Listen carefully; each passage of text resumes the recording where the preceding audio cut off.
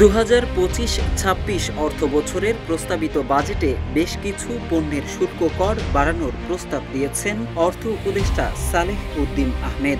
বাজেটে শুল্ক হার কমা বাড়ার উপর ভিত্তি করে পণ্যদ্রব্যের দাম কমে কিংবা বাড়ে।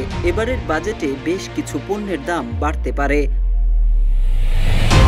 নতুন অর্থবছরের প্রস্তাবিত বাজেটে মোবাইল ফোন উৎপাদন ও সংযোজনের ক্ষেত্রে বিদ্যমান ভ্যাট অব্যাহতি সুবিধা কিছুটা কমিয়ে এর মেয়াদ ২০২৭ সাল পর্যন্ত বাড়ানো হয়েছে।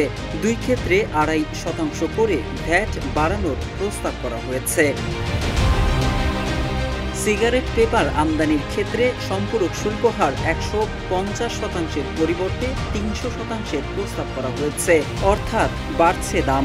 অন্যদিকে লিফটের ক্ষেত্রে স্থানীয় উৎপাদন পর্যায়ে বিদ্যমান ভ্যাট অব্যাহতি সুবিধা কিছুটা কমিয়ে মেয়াদ ২০৩০ সালের ৩০ জুন পর্যন্ত বর্ধিত করা হয়েছে।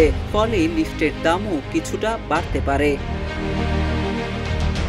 ওয়ালটন আবারও মিলিনিয়ার অফারে ওয়ালটন ফ্রিজ কিনে আপনিও হয়ে যেতে পারেন মিলিয়নিয়ার। এছাড়া cylinder, washing machine, microwave oven ও ইলেকট্রিক ওভেনের দাম সামান্য বাড়তে পারে। Blender, juicer, mixer, grinder, electric kettle, iron, rice cooker, multi cooker ও প্রেসার কুকারের দামও বাড়তে পারে কিছুটা। বাড়ছে ব্লেডের দাম।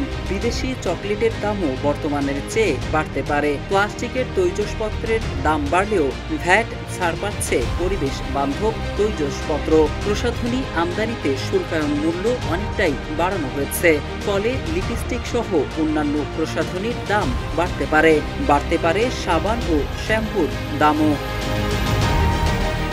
আমদানির ভ্যাট অব্যাহতি প্রত্যাহার করায় কিছু সার্জিক্যাল পণ্য, টিভির সেট টপ বক্স এবং বল পয়েন্ট কলমের দাম বাড়তে পারে। রেফ্রিজারেটর ও ফ্রিজার, এয়ার কন্ডিশনার ও সংশ্লিষ্ট কিছু যন্ত্রাংশের দাম বাড়তে পারে। অন্যদিকে অনলাইনে পণ্য বিক্রির কমিশনের উপর বাড়তে পারে মূল্য সংযোজন কর।